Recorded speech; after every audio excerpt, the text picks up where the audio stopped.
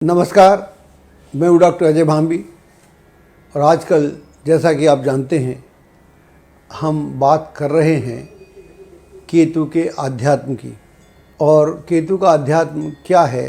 केतु सबसे ज़्यादा रहस्यमय ग्रह है, ऐसा मैं समझता हूँ।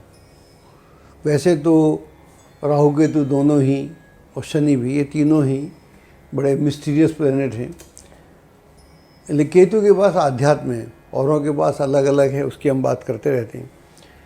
तो केतु का जो आध्यात्म है वो एकदम अलग है, डिफरेंट है। और इसको मैं कोशिश कर रहा हूँ कि कौन से कितने आयाम हो सकते हैं केतु को समझने में, क्योंकि आध्यात्म अपने आप में मिस्ट्री है, उसको कोई जानता नहीं, जो जानता है बताता नहीं। और केतु दूसरी मिस्ट्री है। तो इन दोनों को मिलाना, उनको देखना, समझना, ये बड़ा मुश्किल कार्य है जिसका मैंने बीड़ा उठाया है। तो आज हम बात करेंगे वृश्चिक राशि की और केतु का अध्यात्म, और इसमें नक्षत्रों की बात जैसे हम करते हैं, आप जानते हैं। मैं किताब लिख रहा हूँ, उसमें चक्रों का जो भौतिक असर है मैं उसकी बात कर रहा हूँ। आप जानते हैं कि 7 चक्र होते हैं, उसमें से हम खास तौर से 6 चक्रों की बात कर रहे हैं। 7वां चक्र जो है वो तो प्रभु से जोड़ देता है, और उसमें जिस व्यक्ति की कुंडलिनी जागृत हो जाती है तो मूलाधार से लेकर सहस्रार तक उस व्यक्ति के सारे चक्र ऑन हो जाते हैं। और हर चक्र पर किस तरह की क्रिया होती है, अनुभव होता है, यह वो व्यक्ति ही जानता है। और वो बता सके तो बताए, लेकिन लोग बता भी नहीं पाते। किताबों में तो बहुत कुछ मिलता है, लेकिन ये बहुत आंतरिक घटना होती है। और हम उन ऐसे व्यक्तियों को बोलते हैं एनलाइटेंड हो गया, बुद्धा हो गया, महावीर हो गया, नानक हो गया। तो ऐसे लोग हम लोगों से अलग हो जाते हैं और फिर हम उनको प्रभु तक का दर्जा दे देते हैं। तो चक्रों का जो आंतरिक है मैं उसकी बात नहीं कर रहा हूँ, उसकी बात तो वो करेगा जिसके चक्र ऑन होंगे। लेकिन इनकी भौतिक उपयोगिता क्या है हर चक्र की, और इनकी जो भौतिक उपयोगिता है वो बहुत गहरी है, तो हम उसकी बात कर रहे हैं। वहाँ से हम केतु को जानने का प्रयास करते हैं। हमारा मानना है कि शरीर से बेहतर कोई अपरेटस नहीं है, कोई यंत्र नहीं है, ऐसा कोई यंत्र बना ही नहीं। ये प्रभु ने बनाया और ये अपने आप में बड़ा यूनिक है। और हम ऐसा भी मानते हैं कि विज्ञान ने जितनी भी खोजें की वो सारी इस शरीर से ही की। शरीर उसका सोर्स है, बिना सोर्स के आप खोज नहीं कर सकते। तो ये एक ऐसा अपरेटस है, ऐसा इंस्ट्रूमेंट है, ऐसा एक चैलेंज है विज्ञान के लिए कि इस शरीर को समझे, और शरीर को समझ के ये अगर शरीर इस दुनिया में इतना लंबा चलता है तो इस शरीर में क्या खास बात है, इसका अनुसंधान चलता ही रहता है हमारे मानव शरीर का। और इसमें क्या क्या खास बात है, और जो इस दुनिया में हुआ, चाहे वो पृथ्वी पे हुआ, रिसर्च विज्ञान ने की, चाहे वो समुद्र में की, चाहे वो आकाश में की, चाहे वो पहाड़ पे की, उसका सोर्स आधार शरीर है। और देखिए क्या अजीब बात है कि हमारे शरीर में सब कुछ लटका हुआ है, हैंगिंग पार्ट्स हैं। दिल लटका हुआ है, फेफड़े लटके हुए हैं, किडनी लटकी हुई है, स्प्लीन लटकी हुई है। आप जिस अंग की बात करें वो सब लटका हुआ है, हैंगिंग पार्ट्स हैं। और इतने हैंगिंग पार्ट्स हैं, इतने बढ़िया से हैं, कनेक्ट हैं एक दूसरे से। और इस शरीर में हम 100 साल तक आराम से जी जाते हैं। अभी एक मैं कल डॉक्टर साहब से मिला था, वो बता रहे थे कि उनके पिताजी की उम्र 106 साल है। तो बड़ी सुखद स्थिति है। तो ये 100 साल तो आदमी को आसानी से चला लेता है, जबकि everything is hanging and it's a unique apparatus. Hanging से हमारा तात्पर्य है कि सब कुछ लटक रहा है, दिल भी लटक रहा है, फेफड़े भी लटक रहे हैं, लंग्स भी लटक रहे हैं, किडनी भी लटक रही है, एवरीथिंग इज हैंगिंग। मूलाधार से लेकर सहस्रार तक जिन लोगों के चक्र ऑन होते हैं वो तो एनलाइटेंड लोग हैं, मैं उनकी बात नहीं कर रहा हूँ। और जब मैं किताब लिख रहा हूँ, ऑलमोस्ट कंप्लीट है, जाने वाली है प्रिंट में, इंग्लिश में है, तो इसके जो चक्रों के जो बाहरी उपयोगिता है उससे दुनिया ने क्या समझा, मैं इस पे, ये मेरा विषय है। तो इसमें जो सबसे पहले जो मेरे को समझ में आता है, एक्सक्रीशन। एक्सक्रीशन जो है निकास का द्वार।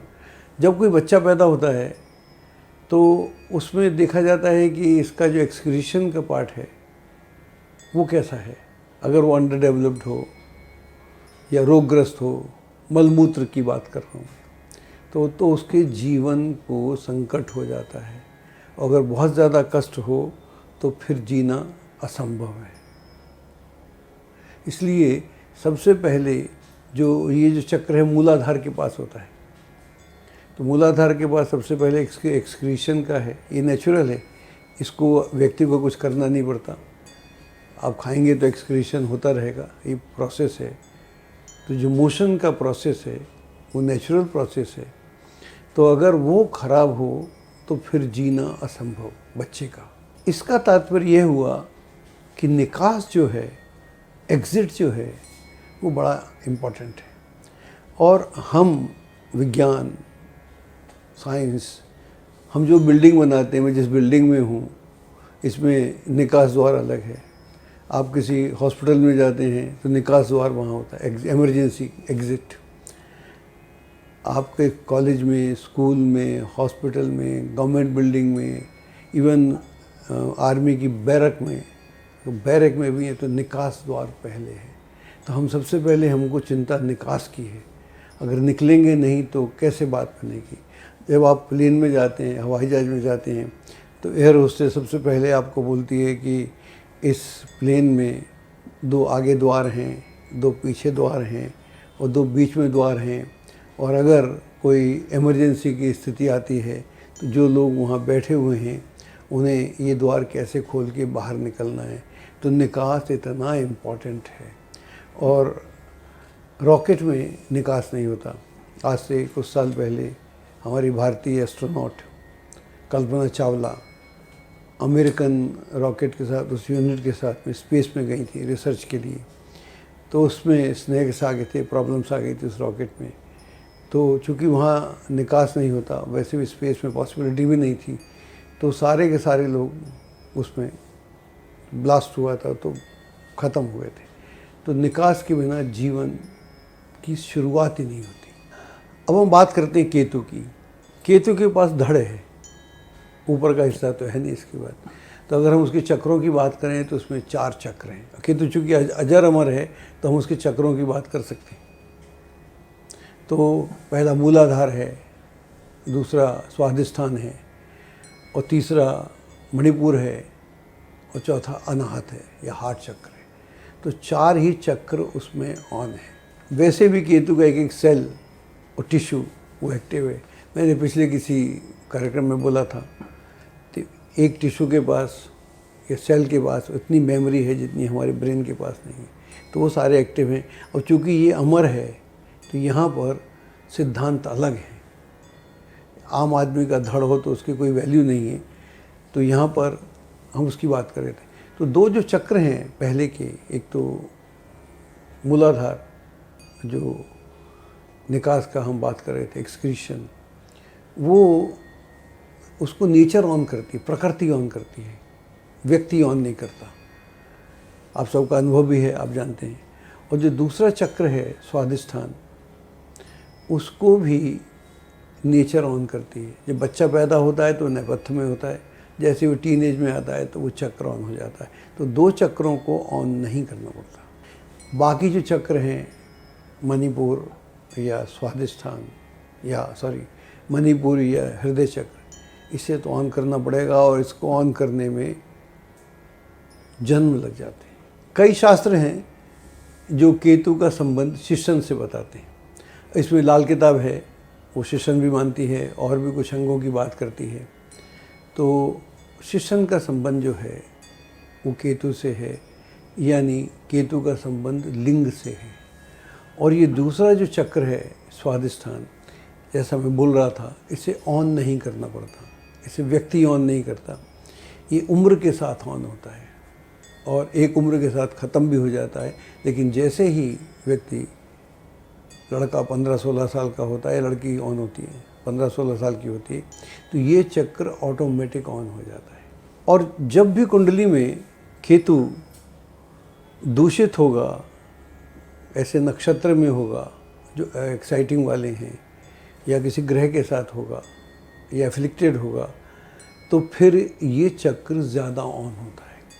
तो ऐसे व्यक्ति के मल्टीपल रिलेशंस होते हैं पत्नी के अलावा, और ये सेक्स जो है वो उसके दिमाग में होता है और उसकी कोई लिमिट नहीं होती। तो यह जो केतु है आध्यात्मिक ग्रह तो है, साथ में इसका गहरा संबंध आपके अवचेतन मन से या हिडन सेक्स से भी है। हमारे पास में ऐसी कई कुंडलियां हैं, हम भी बता देते हैं, वो व्यक्ति खुद बताता है कि sex is my biggest problem. तो मैं इससे अपना दिमाग अलग कर ही नहीं पाता हूँ, इसलिए मैं ध्यान भी नहीं कर पाता हूँ, पूजा पाठ भी नहीं कर पाता हूँ और बहुत सारे काम नहीं कर पाता हूँ, क्योंकि यह एक कारण है। और यह जो चक्र है, जैसा मैंने बोला, इसे ऑन नहीं करना पड़ता, इसे प्रकृति ऑन करती है। दो चक्र जो हैं उसे प्रकृति ऑन करती है, एक के बिना जीवन संभव नहीं है, और दूसरा चक्र जीवन देता है, यानी आप अपनी जैसा पैदा करते हैं। तो दो चक्र प्रकृति के बस में है, बाकी जितने 5 चक्र हैं वो आपको ऑन करने पड़ते हैं। जो हमारी किताब है, हम जैसा पहले इनके बाहरी उपयोग क्या हैं, दुनियावी उपयोग क्या हैं, उसकी हम बात कर रहे हैं, हम भीतर के चक्रों की बात नहीं कर रहे। केतु मूलतः आध्यात्मिक ग्रह है और इसमें आपको यम नियम, तपश्चर्या वो सब करना पड़ती है। वो जो लोग करते हैं उसका एक सिस्टम है, गुरु से आपको दीक्षा लेनी पड़ती है, किसी विधि में पारंगत होना पड़ता है।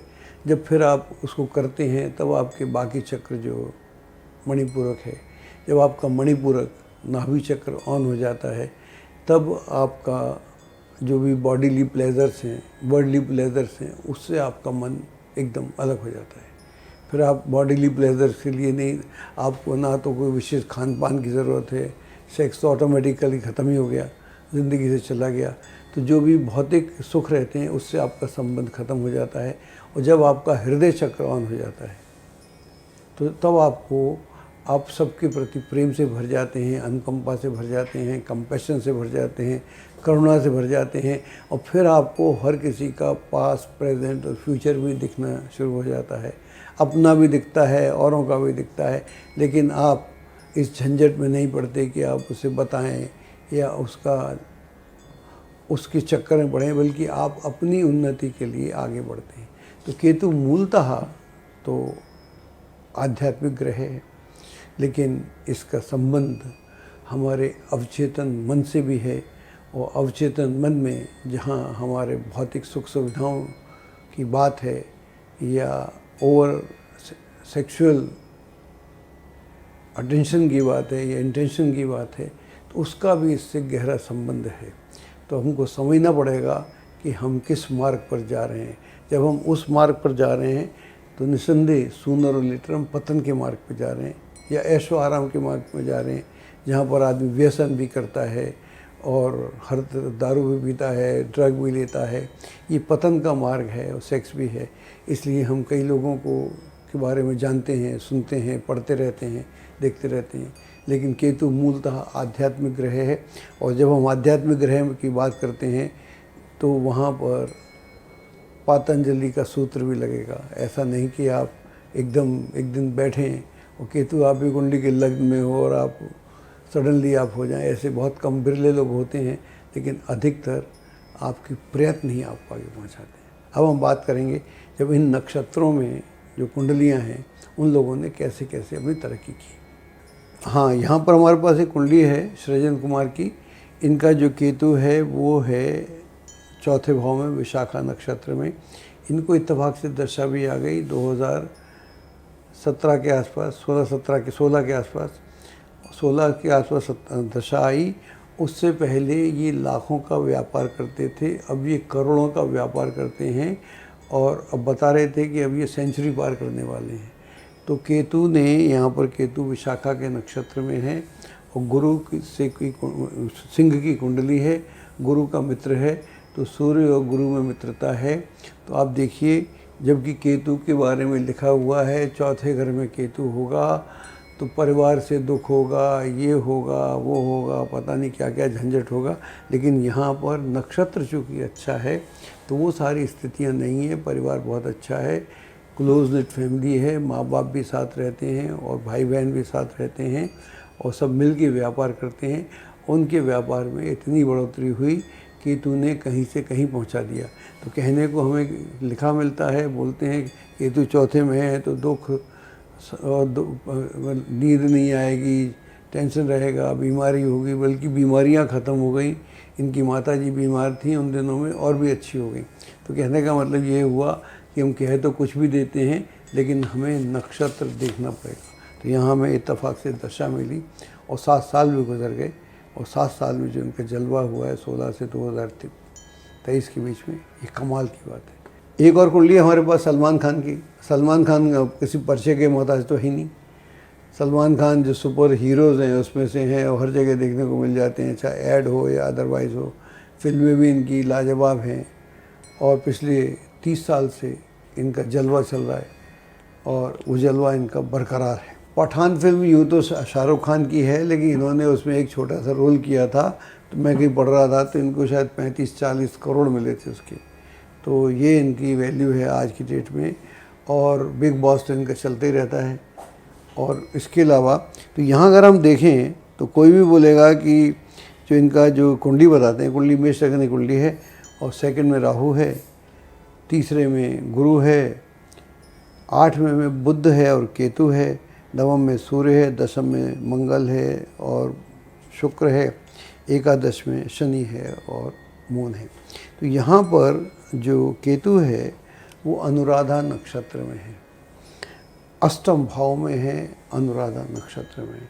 इसे खराब होना चाहिए, इनका बचपन खराब होना चाहिए, फिर जवानी में और दिक्कतें होना चाहिए, तो ऐसा कहीं नहीं है। अब हम उन लोगों को नहीं बोल रहे कि इनको केस हो गए, केस तो इन लोगों पे होते रहते हैं, बड़े लोगों पे, लेकिन उस केस में कोई ऐसा विशेष इनको हानि नहीं हुई। अष्टम में जब केतु है अनुराधा के नक्षत्र में, तो अनुराधा जो है उसका लॉर्ड है शनि, और शनि मूलतः आध्यात्मिक ग्रह है।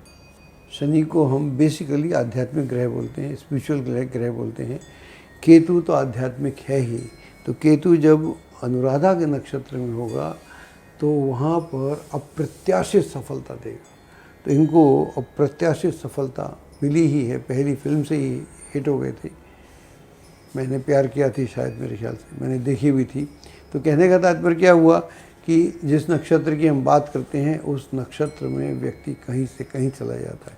अभी जिससे पहला नक्षत्र था, तो अगर हम नक्षत्रों को देखना शुरू करें तो हमारी कुंडली देखने की जो तरीका है वो एकदम बदल जाएगा। एक और कुंडली हमारे पास, ये कुंडली है सोनिया गांधी की, इनको सब जानते हैं, इनके परिचय की ज़रूरत नहीं है। कर्क लगन कुंडली है, वहाँ पर शनि है, चौथे में शुक्र है और गुरु है, पंचम में बुध है, केतु है, सूर्य है, छठे में मंगल है, द्वादश में चंद्रमा है और राहु एकादश भाव में है। अब यहाँ आप देखिए कि ये कुंडली में जो केतु जो है पंचम भाव में है, ज्येष्ठा में है, और पंचम भाव में सूर्य भी है, बुध भी है। आज से 1998 में मैंने एक आर्टिकल लिखा था, उसमें मैंने लिखा था कि सोनिया गांधी कभी इस देश की प्रधानमंत्री नहीं होंगी, लेकिन वो अपने बच्चों को आगे करेंगी। उस समय वो कांग्रेस पार्टी की मेंबर थी, कांग्रेस पार्टी में आई नहीं थी। उसी आर्टिकल में लिखा था कि बहुत जल्दी आएंगी, तो फिर ये अध्यक्ष हो गई थी। हाँ, उस समय सीताराम केसरी अध्यक्ष हुआ करते थे कांग्रेस के, उनको हटा के ये कांग्रेस की अध्यक्ष हो गई थी और 4-5 साल के बाद इन्होंने अपनी सरकार बना ली थी, जो 2004 से लेकर 14 तक चली थी। तो हमने लिखा था कि ये खुद प्राइम मिनिस्टर नहीं बनेंगी कभी भी, अपने बच्चों को आगे करेंगी, उनके बच्चे आगे आकर बहुत कमाल करेंगे। तो ये बात को 1998, कितने साल हो गए आपके सामने। तो जब हम नक्षत्रों से बात करते हैं तो हमारे प्रेडिक्शन भी सही होते हैं, हमको बात भी समझ में आती है और हम बात की कुंडली की तह तक जा सकते हैं। तो आपके सामने हैं। तो केतु बहुत इंटरेस्टिंग प्लैनेट है और मुझे इसमें बड़ा आनंद आ रहा है, लोगों को भी आनंद आ रहा है, मुझे भी आ रहा है, क्योंकि मेरी ज़िंदगी में 3 ग्रह सबसे इम्पॉर्टेंट हैं। एक शनि, दूसरा राहु, तीसरा केतु। बाकी सब तो अच्छे हैं ही, लेकिन ये ग्रह हैं जिन पे मैंने फोकस किया, जिन पे मैंने रिसर्च किया और इन पर मैं घंटों बोल सकता हूँ। नमस्कार। एस्ट्रोलॉजी की सटीक जानकारी के लिए विश्वविख्यात एस्ट्रोलॉजर अजय भांबी के YouTube चैनल ABC चैनल को सब्सक्राइब, लाइक और शेयर करें। लेटेस्ट अपडेट के लिए बेल के बटन पर जरूर क्लिक करें।